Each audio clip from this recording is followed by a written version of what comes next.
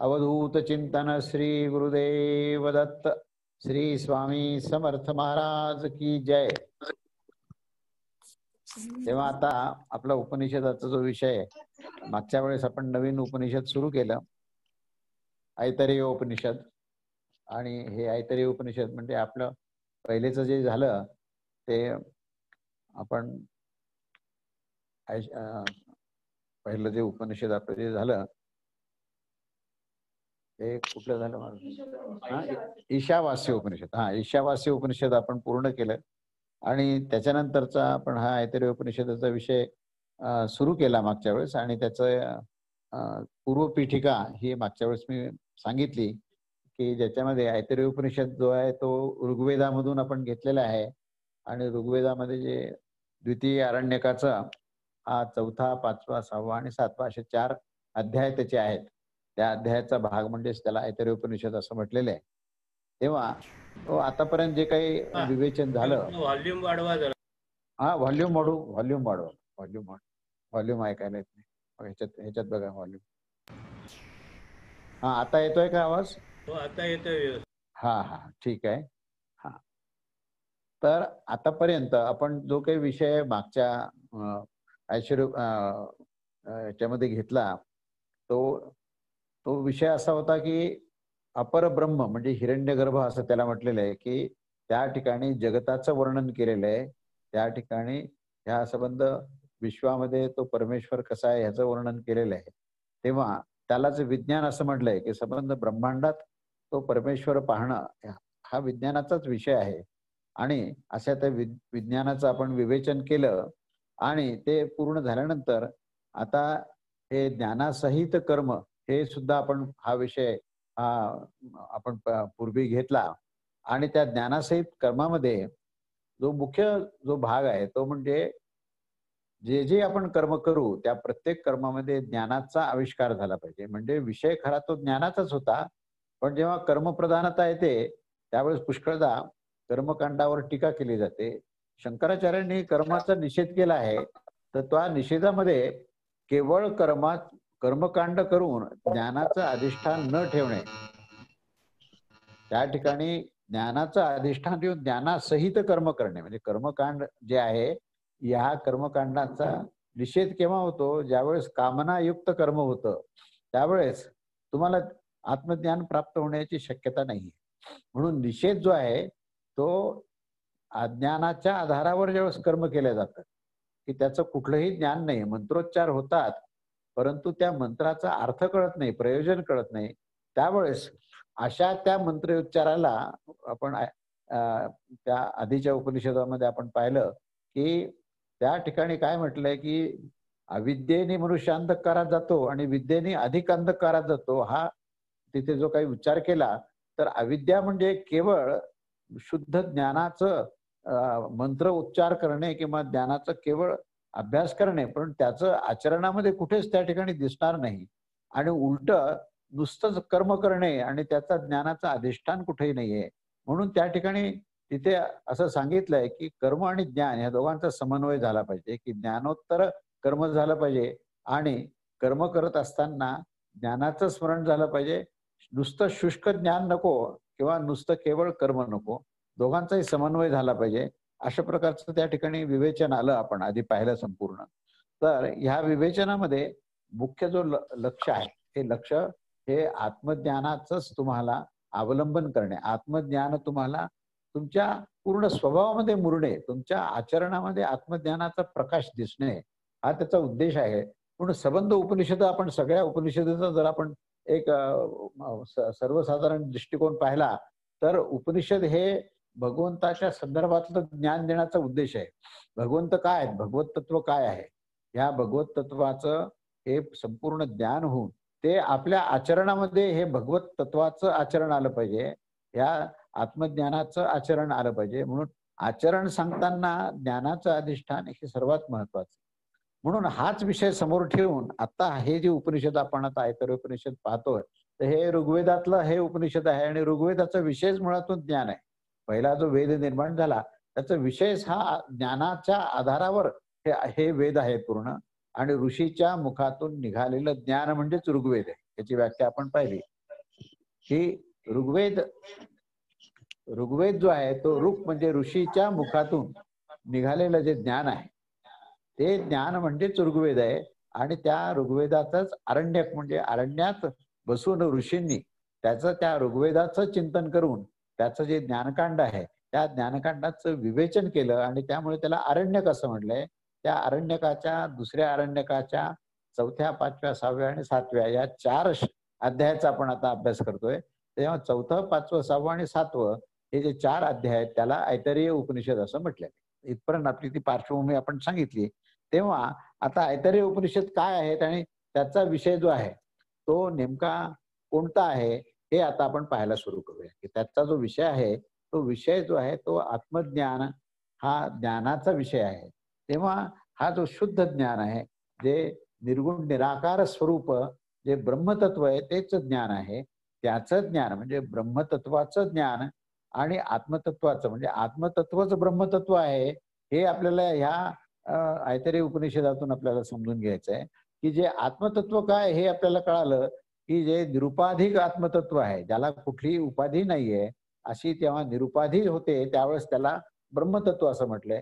तेव्हा त्या आत्मतत्वाचं संपूर्ण ज्ञान आपल्याला या ऐतरेय उपनिषदातून मिळणार आहे. म्हणजे मुख्य लक्ष जो आहे तो आत्मज्ञानाचा विषय आहे. आणि हे कशा करताय प्रयोजन काय याचं तर मनुष्य जो आहे हे आपल्याला समजणं खूप आवश्यक आहे. कारण आत्म्याची व्याख्या केली आपण आणि आत्मा असा आहे आत्मा तसा आहे हे सगळं जरी आपण म्हणालो तरी पण हे कशा करता समजून घ्यायचं हे जर नाही कळालं तर त्याच्यामध्ये रस निर्माण होणार नाही. तर हे आत्मज्ञान कशा करता पाहिजे तर माणसाच्या पूर्ण आचरणामध्ये पूर्ण जीवन कार्यामध्ये जोपर्यंत त्याला संपूर्ण ज्ञानाचं अधिष्ठान नाही तोपर्यंत त्याची दिशा ही भ्रमयुक्त असते. तो नेहमी भ्रमात असतो. काय होईल कसं होईल केव्हा होईल ही सारखी त्याला एक प्रकारची अधीरता असते एक अस्थिरता असते. आणि ही अस्थिरता ही अधीरता ही कशामुळे असते तर ती अज्ञानामुळे. कोणत्या अज्ञानामुळे असते तर त्याला पहिल्यांदा आपण कोण आहोत आपलं काय स्वरूप आहे याचं त्याला अज्ञान असतं. हे जगत काय आहे या जगाचा आपला जो व्यवहाराचा संबंध आलाय तर हे जगताचं नेमकं काय स्वरूप आहे हे दुसरं अज्ञान असतं. आणि तिसरं तो परमेश्वर काय आहे हे आपल्याला आपण कल्पनेनेच फक्त त्याचं वर्णन करतो पण नेमका त्याचा अनुभव आपल्याला येत नसतो. म्हणून तो परमेश्वर काय आहे ह्याचंही अज्ञान असतं. अशा प्रकारचं त्रिविध अज्ञान माणसाला आहे आणि या त्रिविध अज्ञानामुळे त्याला त्रिविध ताप निर्माण झाले. त्याला स्वतःचं अज्ञान असल्यामुळे तो स्वतःमधूनच तो स्वतःच शत्रुत्व करतो. त्याला माहितीच नाही ना आपण कोण आहोत ते आपलं स्वरूप काय हे त्याला माहिती नाही. आणि म्हणून त्याला आध्यात्मिक ताप असं म्हटलेलं आहे की स्वतःमधून स्वतः तयार केलेला जो ताप आहे ना तो आध्यात्मिक ताप आहे. तो का निर्माण झाला कारण स्वतःचं स्वरूप त्याला माहिती नसल्यामुळे. म्हणजे आता आपण आपलं जीवनाचं पूर्ण पाहिलं सगळं अवलोकन केलं तर आपल्याला हे त्रिविध ताप म्हणजे स्वतःहून तयार झालेले त्रास आहेत पंचमहाभूतापासून तयार झालेले त्रास आहेत आणि परमेश्वराचं अज्ञान असल्यामुळे आम्ही जी काही उपासना परमेश्वराची करतो त्याचं अज्ञान असल्यामुळे त्याच्यातून निर्माण झालेला ताप आहे.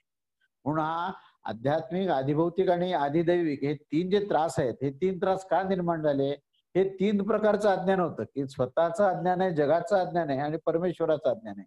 म्हणजे ह्या त्रिविध तापापासून तुम्हाला जर मुक्त व्हायचं असेल तर त्याच्यावर ज्ञान प्राप्त करण्याशिवाय दुसरा इलाज नाहीये. आणि हे ज्ञान कसं प्राप्त झालं पाहिजे की ते ज्ञान आपल्यामध्ये मुरलं पाहिजे अनुभवात आलं पाहिजे ते. आणि हे आपलं स्वरूप काय हे एकदा कळालं माणसाला तर पहिल्यांदा काय त्याला लाभ होतो तर त्याची भीती निघून जाते. माणसाच्या सगळ्यात मोठी भीती कशाची आहे मला सांगा आजाराची असेल किंवा शत्रूची असेल पण त्याच्यापेक्षा सर्वात मोठी भीती त्याच्यामध्ये जी दडलेली आहे ती भीती त्याच्या मृत्यूची असते की आपल्याला मृत्यू केव्हा येईल कसा येईल.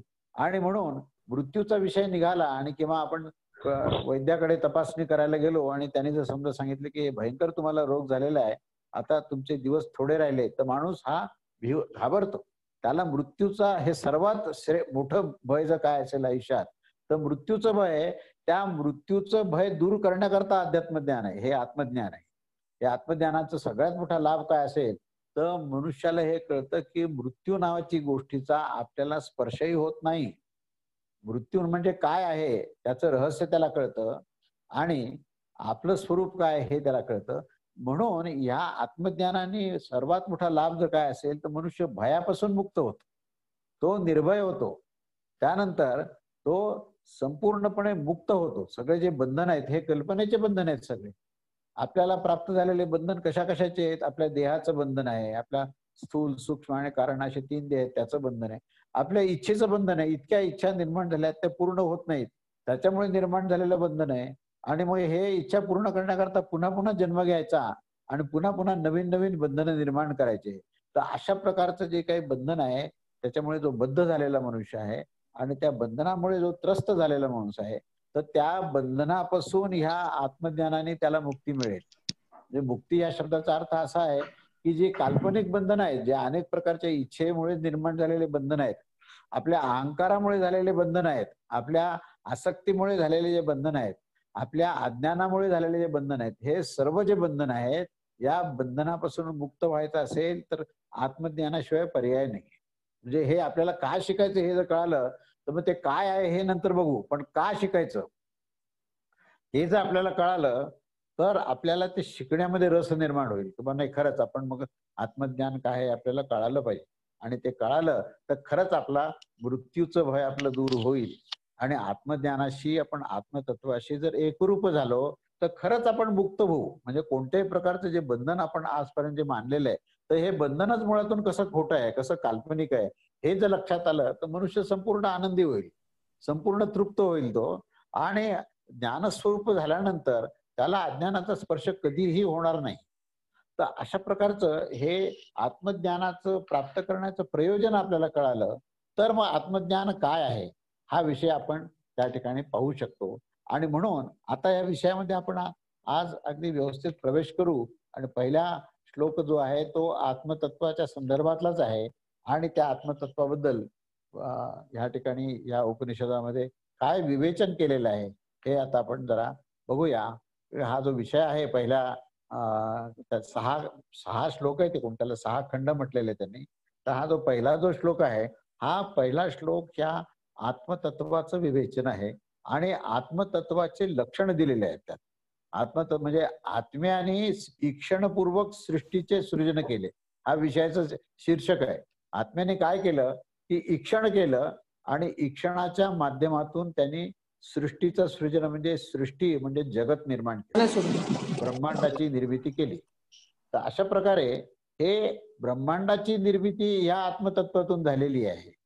आणि या आत्मतत्वाचं मुख्य लक्षण काय, त्याचं पहिलेचं काय स्वरूप आहे आणि त्याच्यातून ही ब्रह्मांडाची निर्मिती कशी झाली हे आपल्याला आता आज पाहायचंय. कारण हा विषय तसा गंभीर आहे, पण हा विषय जितकं आपल्याला आकलन होईल तितकं तुम्हाला आपलं स्वतःच्या स्वरूपाचंही आकलन होईल आणि जगाचंही आकलन होईल. म्हणजे आता हे 3 जे अज्ञान सांगितले त्यापैकी पहिले 2 अज्ञान दूर करण्याकरता आपण इथून सुरुवात करत आहोत की आपलं माझं स्वरूप काय आहे आणि मग मला प्राप्त झालेले जे त्रिदेह आहे किंवा हे संबंध ब्रह्मांड किंवा जगत आहे, या जगताचं नेमकं स्वरूप काय आहे आणि जगताची निर्मिती नेमकी केव्हा झाली, कशी झाली, कोणामुळे झाली, कोणी केली आणि जगत निर्माण होण्याच्या पूर्वी काय होतं, ही जे काही माणसाला हे फार मोठं असं त्याबद्दलची उत्सुकता असते, जिज्ञासा असते की हे ब्रह्मांड आपण पाहतो हे केव्हा निर्माण झालं, याचा काय इतिहास आहे. हे अनेक ग्रह गोलक आपण पाहतो, अंतरिक्षामध्ये सुद्धा आपण अभ्यास करतो किंवा ही पृथ्वी केव्हा निर्माण झाली, हे सूर्य केव्हा निर्माण झाला, हे अनेक प्रकारचे ग्रह आहेत, तारका आहेत, यांची निर्मिती केव्हा झाली आणि यांचा नाश केव्हा होणार आहे, यांच्या निर्मितीच्या आधी, या संबंध ब्रह्मांड निर्मितीच्या आधी नेमकी काय स्थिती होती आणि ही कोणी निर्माण केली. अशा प्रकारची जी जिज्ञासा ही आज शास्त्रज्ञांना सुद्धा आहे. शास्त्रज्ञ सुद्धा त्याच्यावर पुष्कळ काम करतायत. हे जे काही स्पेस रिसर्चवर जे अमेरिकेचे लोक किंवा आज भारतात सुद्धा अतिशय विकसित झालेले हा स्पेस रिसर्चर सुद्धा ते ह्या स्पेसमध्ये या अंतरिक्षामध्ये नेमकं काय आहे आणि हे ह्याचं काय रहस्य आहे, हे ब्रह्मांड कसं निर्माण झालं हे शोधण्याचं कार्य आमचे शास्त्रज्ञ सुद्धा करतायत. पण ह्याचा शोध आमच्या पूर्वजांनी किंवा वेदांनी याचा शोध आधीच लावला आणि वेदामध्ये ह्या सृष्टीच्या निर्मितीचं रहस्य सांगितलंय. ही कशी निर्माण झाली, कोणी निर्माण झाली आणि ही निर्माण होण्यापूर्वी काय होतं. या 3 प्रश्नाचं उत्तर आता आपण या श्लोकामध्ये पाहणार आहोत की हे आत्मतत्व काय आहे, आत्मतत्वाचे लक्षण काय आणि आत्मतत्वाच्या माध्यमातून काय निर्माण आणि कसं निर्माण झालं हा विषय आहे. आणि जे सुरुवातीला मी सांगितलं की आत्मज्ञान कशा करता प्राप्त करायचं आहे, तर अज्ञान दूर करणं. कारण ज्ञानाची प्राप्ती ही अज्ञान दूर करण्याकरता आहे. अज्ञान काय हे मी सांगितलं की अज्ञान स्वतः कोण आहोत हे माहिती नाही. पहिलं अज्ञान आहे सृष्टीबद्दलचं अज्ञान आहे आणि परमेश्वराबद्दलचं. आज या अज्ञानामध्ये या दोन अज्ञानावर आज आपण विचार करणार आहोत की मी कोण आहे आणि ही सृष्टी काय आहे आणि त्याचं स्वरूप काय आहे, ती कोणी निर्माण केली आणि त्याच्या आधी काय होतं. तेव्हा आता हा पहिला श्लोक जो आहे तो ह्याच विषयाबद्दल आहे. तो श्लोक असा आहे की ओम आत्मा वा इदमेक एव अग्र असित नान्यत किंचित मिशात स इक्षत लोकानुसृजा इति. हा त्याचा श्लोक आहे आणि त्याचा शब्दशः अर्थ सांगून मी त्याचा विस्तार करेन की पूर्वी एकमात्र आत्माच होता, त्याच्याशिवाय अन्य सक्रिय वस्तू काहीही नव्हती. पूर्वी या शब्दाचा अर्थ असा की ब्रह्मांड निर्माण होण्याच्या पूर्वी, सृष्टी निर्माण होण्याच्या पूर्वी काय होता तर एक केवळ तो आत्माच होता आणि नुसता तो आत्मा होता तर अन्य काहीही नव्हतं हेही सांगणं आवश्यक आहे. केवळ तो आत्माच होता, अन्य त्याच्याशिवाय सक्रिय असणारी गोष्ट अशी काहीही नव्हती. हे पहिलं म्हणजे ह्या श्लोकाचं पहिलं चरण जे आहे हे सांगतं की पूर्वी एकमात्र तो आत्मा होता आणि त्याच्या व्यतिरिक्त अन्य काहीही नव्हतं, अन्य सक्रिय असं काहीही नव्हतं, केवळ पूर्वी आत्माच होता. हा पहिला चरणाचा भाग आहे. दुसरं चरण जे आहे स इक्षत लोकानुसृजा इति. त्या आत्म्याने ईक्षण म्हणजे चिंतन, त्या आत्म्याने चिंतन केलं म्हणजे विचार केला. काय विचार केला की आपण आता लोकांची रचना करू. त्या आत्म्याने असा विचार केला की आपण आता लोकांची रचना करू. म्हणजे श्लोकाचा शब्दशः अर्थ असा आहे की पूर्वी केवळ आत्माच होता, अन्य काही नव्हतं आणि त्या आत्म्याने चिंतन केलं की आता आपण लोकांची निर्मिती करू. एवढाच त्या श्लोकाचा अर्थ आहे. आता त्याच्यातलं सगळं रहस्य आपल्याला समजणं आवश्यक आहे. आता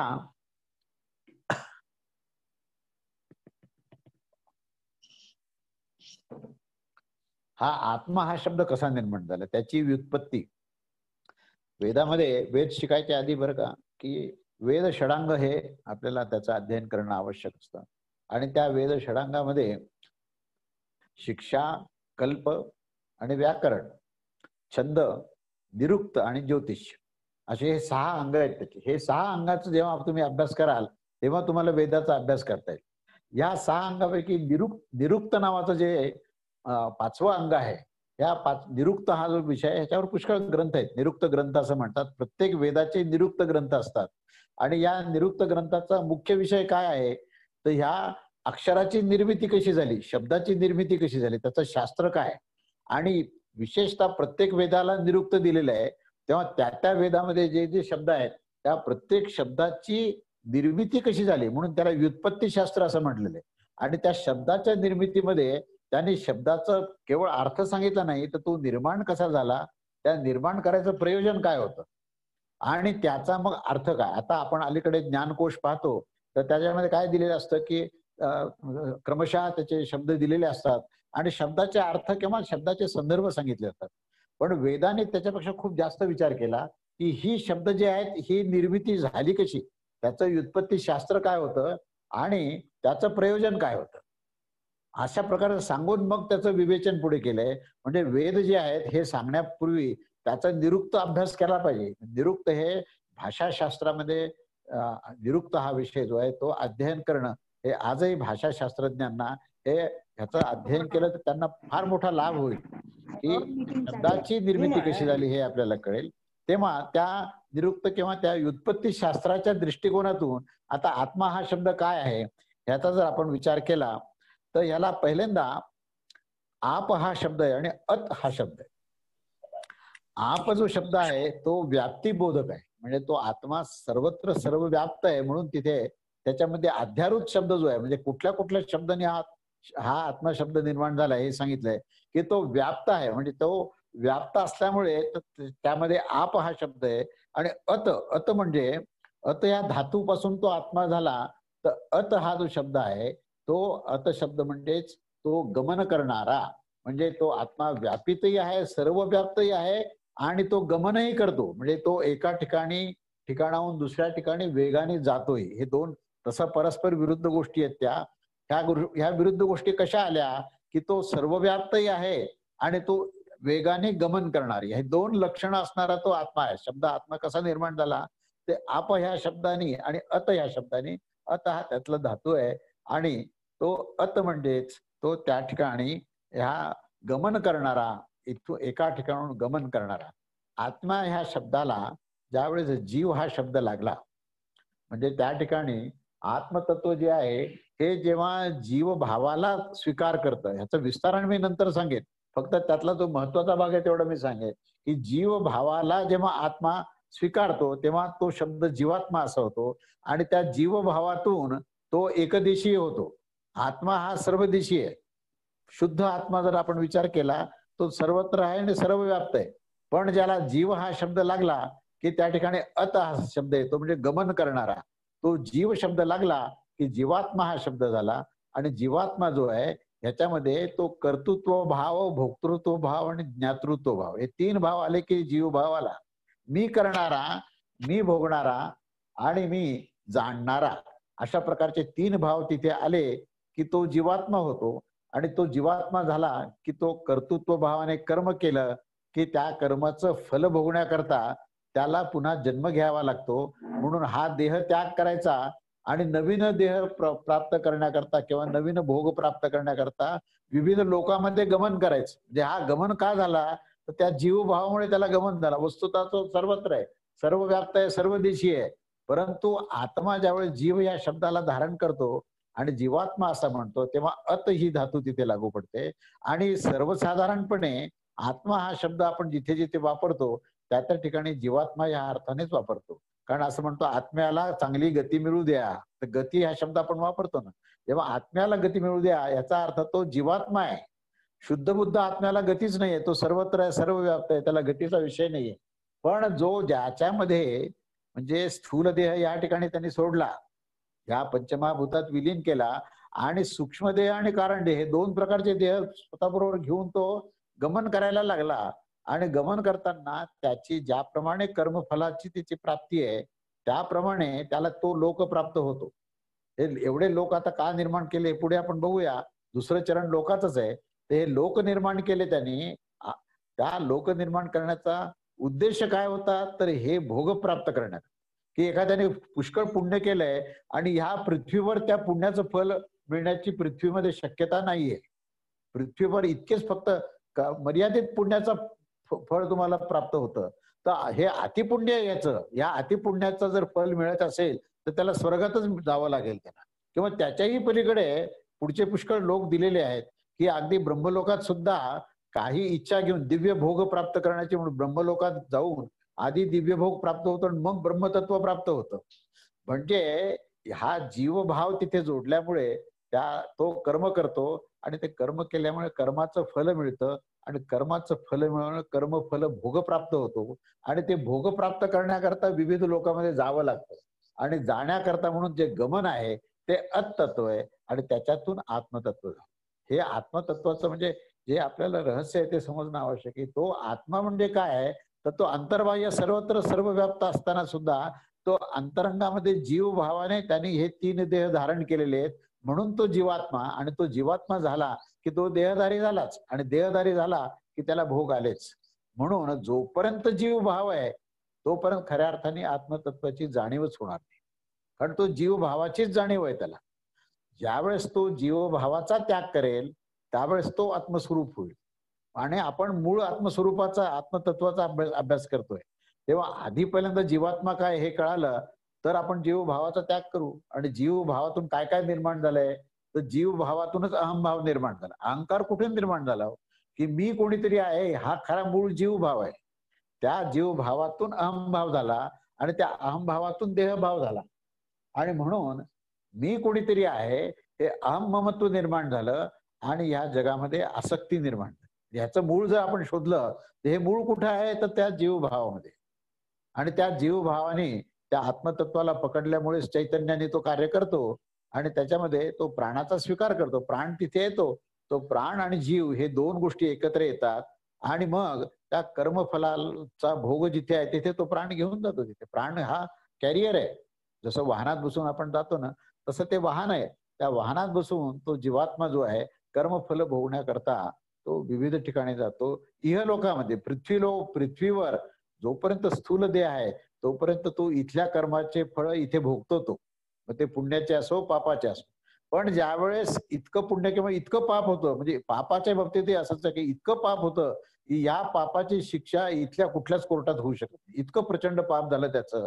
तेव्हा आता देहाचा त्याग करण्याशिवाय पर्याय नाहीये. म्हणून ह्या देहातून तो भोग भोगू शकला, पापाचाही भोग भोगू शकत नाही. म्हणून ह्या देहाचं जे पंचमहाभूताचा देह आहे ते इथल्याच पंचमहाभूतामध्ये विलीन करणे आणि पापाचा भोग भोगण्याकरता खाली सप्त पाताल जे आहेत, म्हणजे एकाच्या खाली एक असे 7 नरक आहेत. त्या नरकात जाऊन त्याच्या पापक्षालनाचं काम आहे. तिथे सुद्धा जाणं म्हणजे काही वाईट नाहीये. तर तुमचं जे पापाचा जो समुच्चय झालाय तो स्वच्छ करण्याकरता म्हणून तिथे गेलेला आहे तो.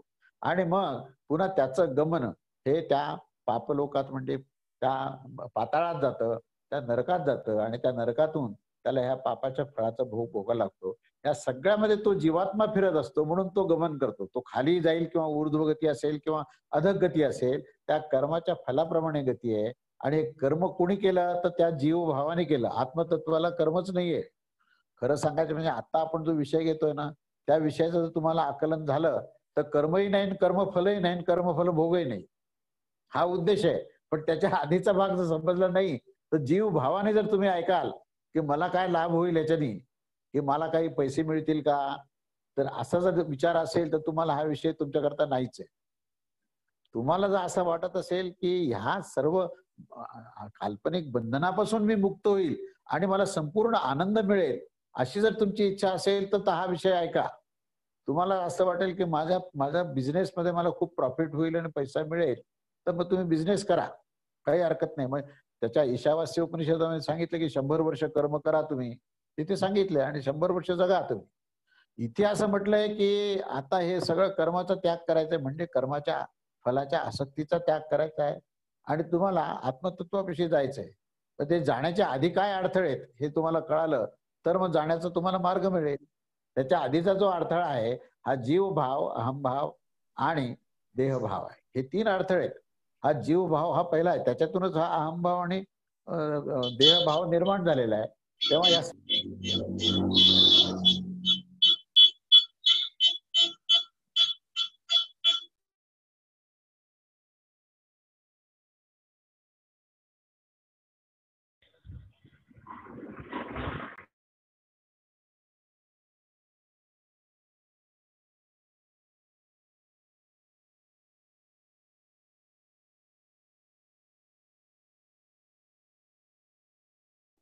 काळ आणि क्रिया ह्या 2 गोष्टीचं गणित गणित असतं.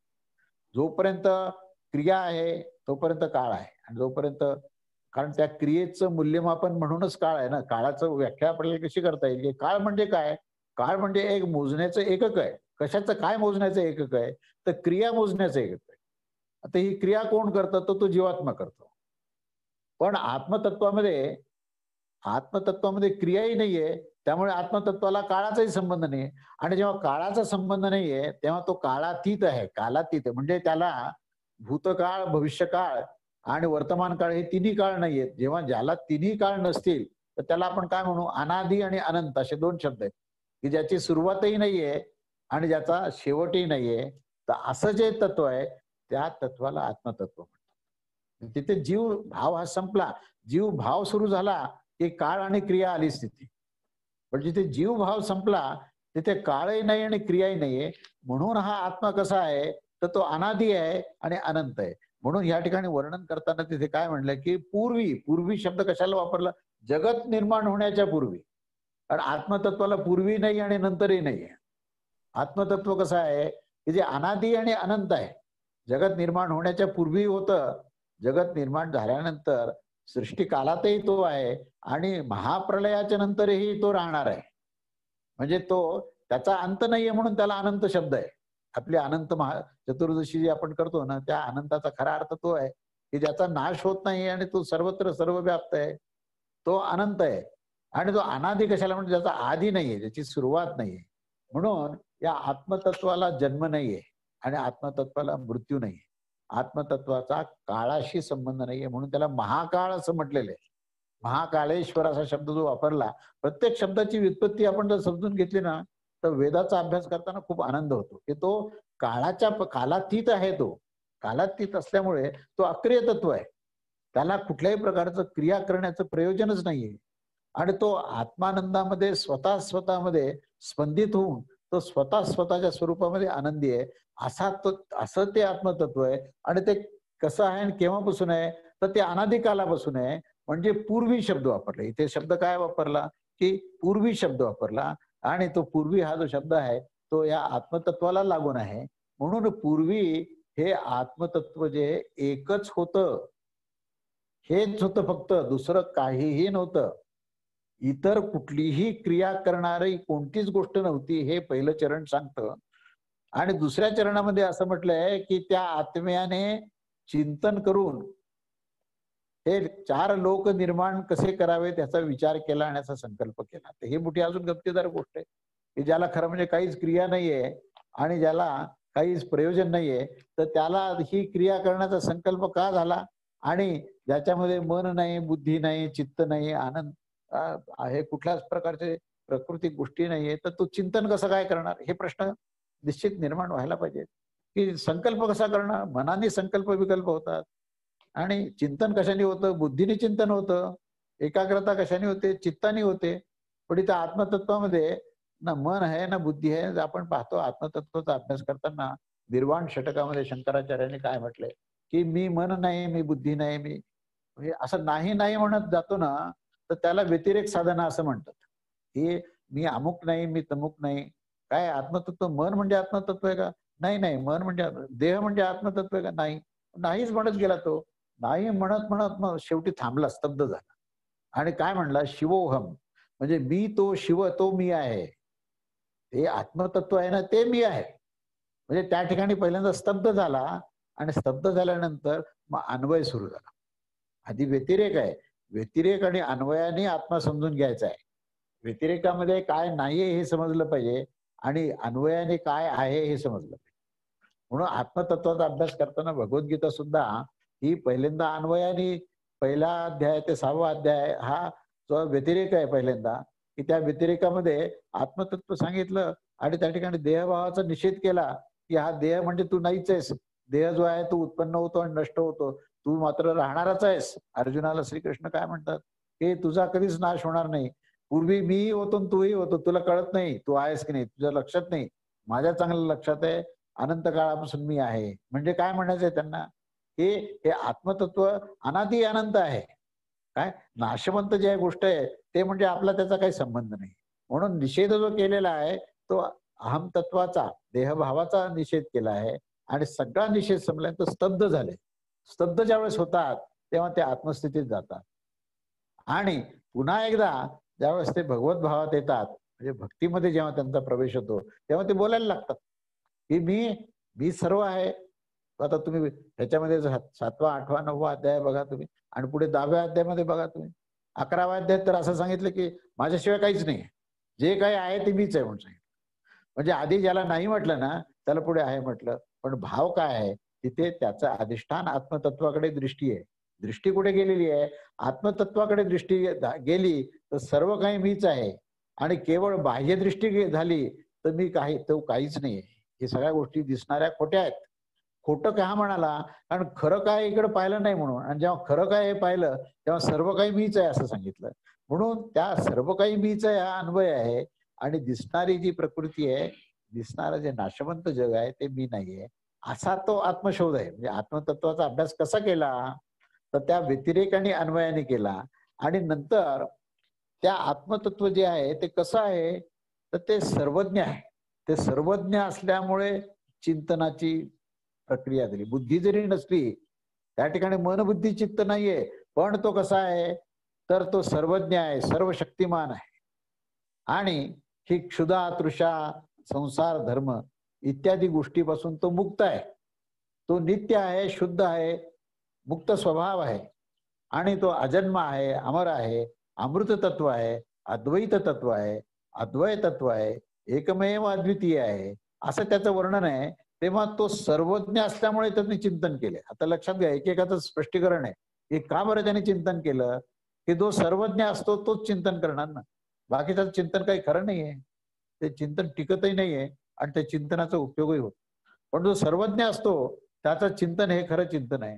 तेव्हा आत्मतत्व हे कसं आहे, तर तो सर्वज्ञ आहे आणि एक हा एव म्हणजे तो एकमेव अद्वितीय असा तो एकटाच आणि इदम अग्रे असित, हे जे काही सर्वनाम त्याला दिलेलं आहे ते कशामुळे दिलेलं आहे, तर तो पूर्वी होता, आजही आहे आणि उद्याही राहणार आहे, अशा या त्याच्या एकत्वामुळेच तो ह्या जगत उत्पत्तीच्याही पूर्वी तो आत्मा होता आणि त्याच्याशिवाय अन्य काहीच नव्हतं, नान्य किंचित असं त्याचं वर्णन केलेलं आहे. तेव्हा त्या आत्मतत्वाचं लक्षण आपण जितकं आपण पाहू तेव्हा तेव्हा त्याने ईक्षण काय केलंय हे आपल्याला समजेल. तेव्हा स इच्छित लोकांनुसृजा इतिस, हा जो काही विषय आहे तो त्याचा अन्वय जर आपण पाहिला तर लांग लोकान सृजन सह इक्षत, तो आत्मा एक असून ही सर्वज्ञ स्वभावामुळे, सर्वज्ञ असल्यामुळे तो ईक्षण करत राहिला. सर्वज्ञाच्या कारणाने ईक्षणाची त्याची दृष्टी आहे, तो चिंतन करत राहिला आणि चिंतन करताना तो काय चिंतन केलं की मी कोण आहे, मी कसा आहे, माझा जर आविष्कार झाला तर तो कसा दिसेल, हे चिंतनातून त्या लोकांना उत्पन्न करण्याची तिथे स्थिती आली. कारण तो जेव्हा आविष्कारात येतो तेव्हाच ब्रह्मांडाची निर्मिती होते. ब्रह्मतत्वातून ब्रह्मांड आहे. ब्रह्मांड शब्दाची व्युत्पत्ती बघा, ब्रह्मतत्वातून जे निर्माण झालं ते त्याचं अपत्य आहे. ते अपत्य काय आहे, तर त्या अपत्याचं नाव ब्रह्मांड आहे. ब्रह्मतत्वातून निर्माण झाल्यामुळे ते ब्रह्मांड आहे. ब्रह्माचं अंड, ब्रह्माचं अपत्य, ब्रह्मतत्वाचं अपत्य असल्यामुळे ते ब्रह्मांड आहे. आणि त्या ब्रह्मांडाला उद्भव कसा झाला, तर त्याच्या सर्वज्ञतेमुळे. तर चिंतन केलं, फक्त कल्पना चिंतन केल्यानंतर ते लोक निर्माण झाले आणि त्या ईक्षणामुळे त्याची जी सर्वज्ञता आहे ती अभिव्यक्त झाली, आविष्कारात आली आणि त्या आविष्कारामुळे हे सर्व लोक निर्माण झाले. पण तिथे मूळ जो आत्मतत्व आहे त्याचा कुठेही ऱ्हास झाला नाही. कोणी म्हणेल की बाबा आत्मतत्वातून किंवा ब्रह्मतत्वातून ब्रह्मांड झालं तर ब्रह्म संपलं का, तर ब्रह्म संपलं नाही, तर ते आविष्कारात आलं. शेष दशांगुल असा शब्द वापरलाय पुरुष सुक्तामध्ये. तर शेष दशांगुल म्हणजे काय, की शेष असल्या नंतरही तो राहिलेला आहे, तो आधी होता नंतरही तो तसाच निर्गुण निराकार आहे आणि त्याच्यानंतरही तो तसाच निर्गुण निराकार राहणार. म्हणून त्याचा कधीही क्षती होणार नाही, फक्त त्याची अभिव्यक्ती आहे आणि ती अभिव्यक्ती जी आहे ती ह्या लोकात आहे. स इमान लोकान असृजत, या वाक्याचं विवेचन असं आहे की तो त्या ठिकाणी सर्वत्र सर्वव्याप्त असून त्याचं ईक्षण करून तो सर्वत्र ईक्षण पूर्वक तो पाहत असतानाच त्याच्या केवळ कल्पनेने ही सृष्टी निर्माण झाली. अशा प्रकारची त्या सृष्टीची सृजनता जी आहे ही त्याच्या त्या सर्वज्ञतेमुळे झालेली आहे, त्याच्या चिंतनशील क्षमतेमुळे झालेली आहे. आणि आत्मा कसा आहे, तर आत्मा हा सर्व गुण संपन्न आहे. म्हणजे त्याला बुद्धीची गरज नाही, त्याला कुठल्याही प्रकृतीचा आधार घ्यायचा. आपण म्हणतो आम्हाला बुद्धी असेल तर आम्ही विचार करू, पण आम्हाला प्रकृतीचा आश्रयाची गरज आहे. पण ज्या दिवशी तुम्ही आत्मस्थितीमध्ये जाल ना त्या दिवशी बुद्धीची तुम्हालाही गरज पडणार. तत्क्षण तुम्हाला ते ज्ञान ताबडतोब तुमच्या समोर उभं राहील. त्याची प्रक्रियाच नाहीये. अहो उद्या एक घर बांधायचं म्हटल्यानंतर आपण योजना करतो खूप मोठी आणि मग हे सगळे त्याला लागणाऱ्या सगळ्या गोष्टी सगळं करून त्याला 6 महिने वर्ष अशा प्रकारचा वेळ लागतो आणि मग भवन उभं राहतं. पण परमेश्वराला तर भवन उभं करायचं तत्क्षण नुसती संकल्पना केली की ते भवन समोर उभं राहील. याचं कारण काय हो, आपण प्रकृतीचा आश्रय घेतलाय आणि भगवंत जे आहेत हे सर्वज्ञ आहेत, ते सेल्फ डिपेंडंट आहेत, त्यांच्यामध्ये सर्व काही आहे. ते आत्मनिर्गुण निराकार जरी असलं तरी त्या निर्गुण निराकारामध्ये सर्व सगुण साकाराचं सर्व गोष्ट त्याच्यामध्ये अध्यारूत आहे. मोठी गंमत आहे बघा की हा विषय जो आहे ना, खरं म्हणजे मी फार थोडक्यात सांगतो, विस्ताराने सांगायचा विषय की जो निर्गुण निराकार आत्मतत्व आहे त्याच्यातून सगुण साकार सृष्टी कशी निर्माण झाली, मोठा विषय आहे. की निर्गुण निराकारणातून सगुण साकार कसं काय निर्माण होईल. अहो शून्यातून ब्रह्मांड कसं निर्माण होईल, प्रश्न आहे की नाही. की शून्य असताना म्हणजे शून्य म्हणजे आमच्या दृष्टीने शून्य याचा अर्थ काय, शून्य म्हणजे काहीच नाही, हा आम्ही अर्थातच. आत्मतत्वाच्या दृष्टीने शून्य हा विचार केला तर सर्व काही अव्यक्त आहे पण सर्व समावेशक आहे. म्हणजे नाही असं काही नाहीये, सर्व काही आहे, पण कसं आहे तुमच्या लक्षात येणार नाही, अव्यक्त आहे. तसा एखादा अत्यंत विद्वान मनुष्य शांत बसलेला असेल आणि तो काहीच बोलत नसेल तर त्याला ज्ञान नाही असं एखादा अज्ञानी माणूस म्हणेल आणि मग काय म्हणेल, हा शून्यवत आहे असं म्हणेल. पण जो ज्ञानी मनुष्य तो ज्ञानी माणसाला सांगेल आणि म्हणेल की जो ज्ञानस्वरूप आहे तो नेहमी शांतच असतो. अशा प्रकारची त्याच्याबद्दलची त्याची जाणीव होईल. तसं आत्मतत्व जे आहे हे काही बोलत नाही, करत नाही, क्रियाशील नाही, काहीच नाही, पण त्याच्यामध्ये इतकी सृजनशील शक्यता आहे की त्याच्या संकल्पने काय पाहिजे ते सर्व निर्माण होऊ शकतं. म्हणून या निर्गुण निराकार तत्वामध्ये गुणतत्व आहेत सर्व प्रकार.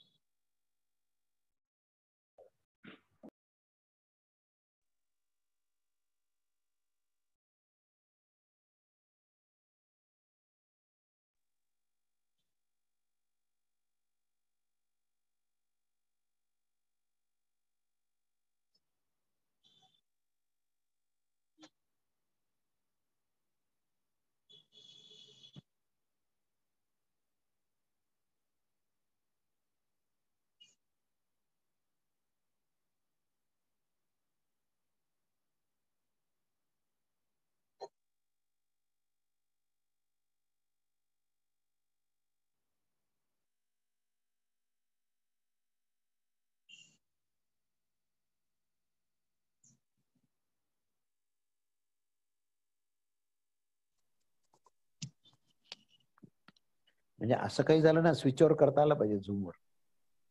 म्हणून ते जे म्हणत होते ना, तुम्ही युट्यूब किंवा नुसतं याच्यावर करा माध्यमातून. हा आलं, सुरू झालं. हा, आवाज ऐकू येतोय माझा? हो येतोय. हो का? कारण आमचं इलेक्ट्रिसिटी म्हणजे पॉवर बंद झाली म्हणून झूमवर सुरू केलं परत आता. हा तर आता आता पुढचं मी सांगतो, शेवटचा निष्कर्ष सांगून मी प्रवचन थांबवतो. सगळ्यांना आवाज येतोय ना आता?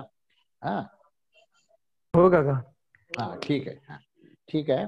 तर मी असं म्हणत होतो की निर्गुण निराकार तत्वातून सगुण साकार सृष्टी कशी निर्माण झाली हा विषय आपल्याला कळाला, तर मग त्यांच्या ईक्षणामधून हे लोक कसे निर्माण झाले याचं रहस्य कळेल.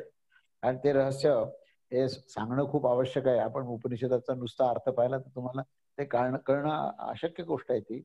तर ही निर्गुण निराकार तत्व म्हणजे मला एकदा लहानपणी असा एक प्रश्न पडला होता बरं काय, त्याचं उत्तर मला नंतर मिळालं आणि ते हाच प्रश्न होता. प्रश्न असा होता, मी जेव्हा 4वी-5वी मध्ये शिकत होतो तेव्हा भूमिती सुरू झाली आम्हाला आणि त्या भूमितीमध्ये व्याख्या करत होते की बिंदू म्हणजे काय, की ज्याला लांबी उंची रुंदी नाही तो बिंदू. रेषा म्हणजे काय, की ज्याला लांबी आहे त्याला रेषा असं म्हणतात. क्षेत्रफळ म्हणजे काय, की ज्याच्यामध्ये त्रिकोण किंवा चौकोनाच्या मध्ये ज्याचं त्याचं मोजमाप त्या क्षेत्रफळाने लांबी गुणिले रुंदी ह्याच्याने होते ते क्षेत्रफळ. घनफळ म्हणजे काय, वगैरे वगैरे. आता हे सगळे भूमितीचे सगळे विषय सुरू झाले तर मी म्हटलं बा हिला रेषेची काय व्याख्या काय, तर म्हणे बिंदू पथ म्हणजे रेषा आहे. It is a locus of point. Locus of point म्हणजे हा पॉइंट जो आहे तो आपला मार्ग तयार करतो आणि त्याला रेषा असं म्हणतात. बरोबर आहे.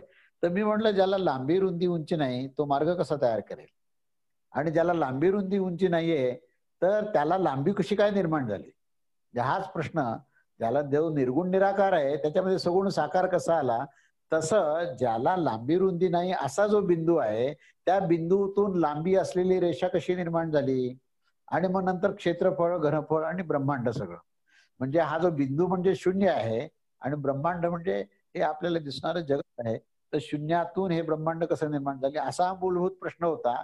तो भूमिती शिकताना त्यावेळेस मला निर्माण झाला प्रश्न आणि आमच्या गुरुजींना विचारलं की ज्याला लांबी रुंदी उंची नाही त्याला लांबी कशी निर्माण झाली. तर तेही थोडे चक्रावून गेले आणि मी पण त्याच्यावर चिंतन करत राहिलो. आणि त्याच्यानंतर माझा ताव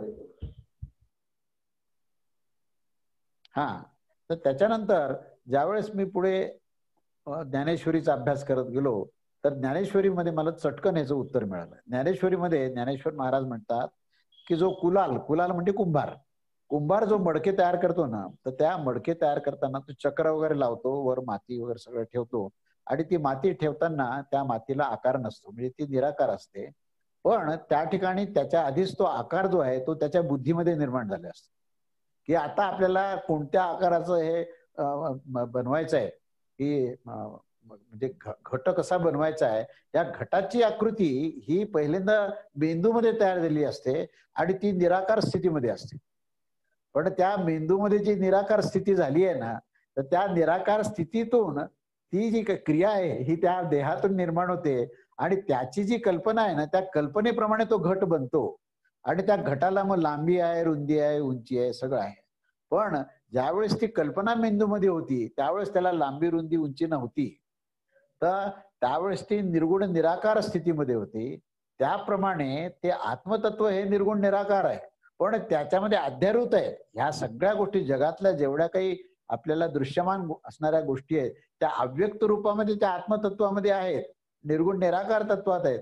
आणि ज्यावेळेस तो आविष्कारात येतो तेव्हा ते निर्गुण तत्वच ह्या गुणात त्याचे निर्माण होते. म्हणून त्याचं वर्णन करताना सच्चिदानंद असा शब्द वापरलाय. आत्मतत्वाचं वर्णन कसं केलेलं आहे की आत्मतत्व कसं आहे, तर ते सच्चिदानंद आहे. सत्तत्व चित्तत्व आहे, चित्तत्वच आनंद तत्व आहे. ते साम्य स्थितीमध्ये, त्याच्यामध्ये कुठल्याही प्रकारची विषमता नाही आहे, म्हणून ते आत्मतत्व आहे.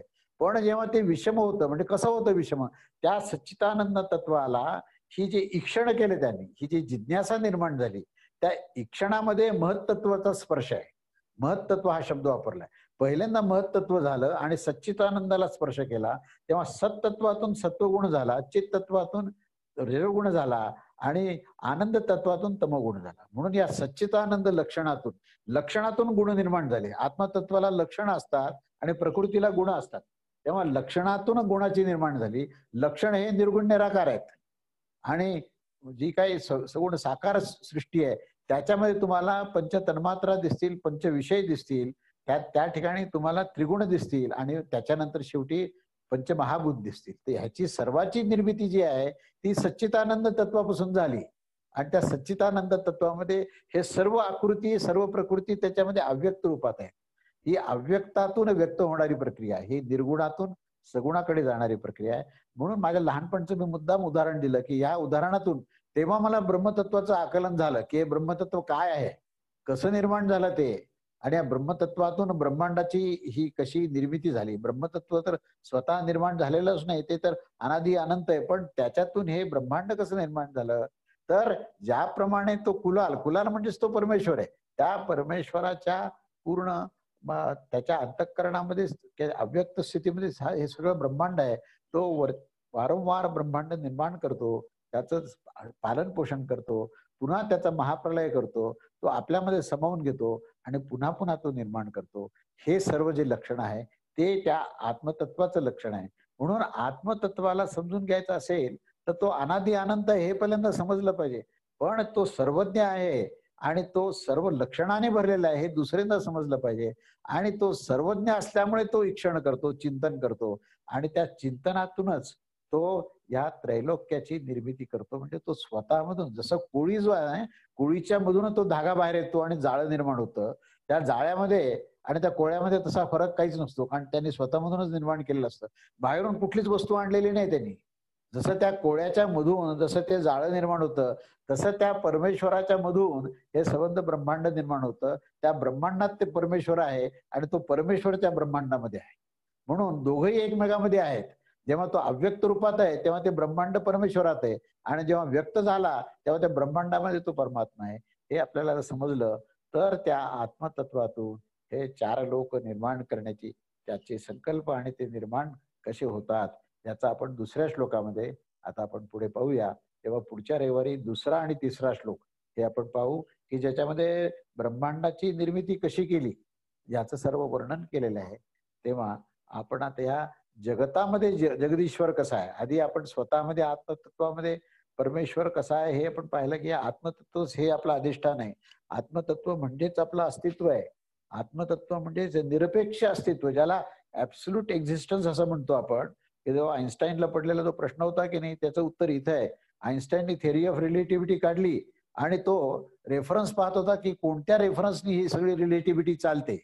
तर तो जो रेफरन्स काढत होता ते सगळं रिलेटिव्हच निघत गेलं, की त्याला ऍब्सोल्यूट असं काही मिळालंच नाही. सर्वच काही सापेक्ष आहे आणि सर्व काही सापेक्ष म्हणल्यानंतर तो गोंधळात पडला आणि त्यांनी भारताकडे दृष्टी पाठवली की बा आम्हाला तुमच्याकडनं काही उत्तर मिळेल का. आणि ते उत्तर त्याला त्याच्या आयुष्याच्या काळात मिळालं नाही. पण एवढं मात्र निश्चित आहे की त्याला असं वाटलं की ऍब्सोल्यूट काहीतरी असलं पाहिजे, त्याच्याशिवाय रिलेटिव्हिटी होणार नाही. कारण रिलेटिव्हिटीला रेफरन्स हा ऍब्सोल्यूट पाहिजे. तर ते ऍब्सोल्यूट म्हणजेच आत्मतत्व आहे, की जे निरपेक्ष अस्तित्व आहे. जे तुमचं आमचं असं जे आपण अस्तित्व म्हणतो ना, तर तसं तुमचंही अस्तित्व नाही माझंही अस्तित्व नाही. तर अस्तित्व एकच असतं, पण ते सर्वांना वाटून मिळालेलं असतं. म्हणून आपण म्हणतो की माझं अस्तित्व आहे तुमचं अस्तित्व आहे. म्हणजे मूळ अस्तित्व एकच आहे. त्या अस्तित्वाच्या आधारावरच आपले हे 3 देह निर्माण झाले. आपण त्याला नाव दिलं काहीतरी रामा, शिवा, गोविंदा आणि म्हणतो की या रामाचं अस्तित्व असं आहे, गोविंदाचं अस्तित्व असं आहे. पण अस्तित्व हे सापेक्ष अस्तित्व हा मुळातूनच भ्रम आहे. अस्तित्व हे निरपेक्ष आहे आणि अस्तित्वालाच आपण अखंड टिकणारं ते अस्तित्व आहे. म्हणून ते निरपेक्ष अस्तित्व ऍब्सोल्यूट एक्झिस्टन्स ज्याला आपण म्हणू तेच ते आत्मतत्व आहे. आणि त्या ऍब्सोल्यूट एक्झिस्टन्स मधूनच त्या ब्रह्मांडाची कशी निर्मिती झाली हा विषय आपण पुढच्या रविवारी बघूया. अवधूत चिंतन श्री गुरुदेव दत्त. श्री श्री स्वामी समर्थ महाराज महाराज की की जय. जय.